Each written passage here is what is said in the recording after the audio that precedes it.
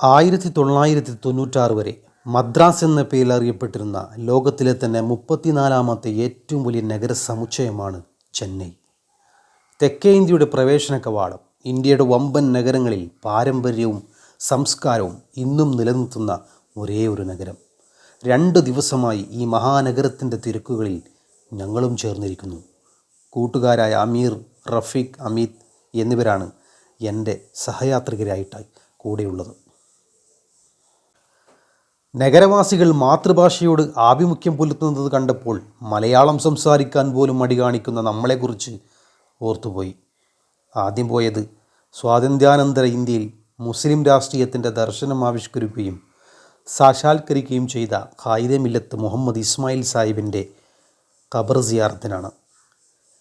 Indian union മുസ്ലിം ലീഗിൻ്റെ അമരക്കാരനും തൻ്റെ ദൗത്യം പൂർത്തീകരിച്ചുവെന്ന് കാലവും ചരിത്രവും ജനങ്ങളും സാക്ഷ്യം വഹിച്ച മഹാൻ.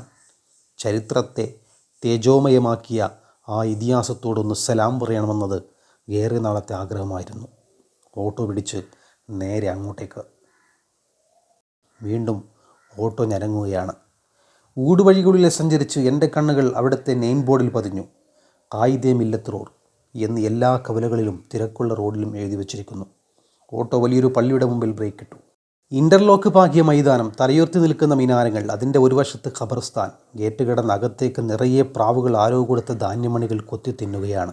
കാഴ്ച കണ്ട് മുന്നോട്ട് നടന്നു. തിരുനെൽവേലിയിൽ ജനിച്ചു വളർന്ന സമൂഹത്തിൻ്റെ നേതാവെന്നർത്ഥമുള്ള ഖായിദെ മില്ലത്ത് എന്ന പേരിൽ വിഖ്യാതമായ മിയാക്കണ്ണ് മുഹമ്മദ് ഇസ്മായിൽ സാഹിബ് എന്ന സാമൂഹിക പരിഷ്കർത്താവിൻ്റെ ഖബറിനരികിൽ ഞങ്ങൾ സലാം പറഞ്ഞു. കൂട്ടുകാരൻ റഫീഖ് പ്രാർത്ഥിച്ചു. ഞങ്ങൾ ആമീൻ പറഞ്ഞു. ചെന്നൈ ടിപ്ലിക്കയിലുള്ള വാലാജ മസ്ജിദ് അങ്കണത്തിൽ അദ്ദേഹം ഇപ്പോൾ ഉറങ്ങുകയാണ്. ഉന്നതനായ ഒരു രാഷ്ട്രീയ നേതാവിനുള്ള മുഴുവൻ ബഹുമാനവും തമിഴകവും ഖായിദെ മില്ലത്തിന് നൽകിയുണ്ടായി. ദിണ്ടിക്കൽ ആസ്ഥാനമായ ഒരു ജില്ല തന്നെ ഖായിദെ മില്ലത്തിൻ്റെ പേരിൽ തമിഴ്നാട് സർക്കാർ രൂപീകരിച്ചു. അണ്ണാ സ്ട്രീറ്റിലെ ഗവൺമെൻറ് വനിതാ കോളേജ് ഖായിദെ മില്ലത്ത് വനിതാ കോളേജായി സർക്കാർ പുനർനാമകരണം ചെയ്തു. ഖായിദെ മില്ലത്തിൻ്റെ പേരിൽ മേടാവാക്കത്ത് മറ്റൊരു കോളേജും സർക്കാർ സ്ഥാപിച്ചു. അനവധി വീഥികൾക്കും പാലങ്ങൾക്കും ഖായിദെ മില്ലത്തിൻ്റെ പേര് നൽകി.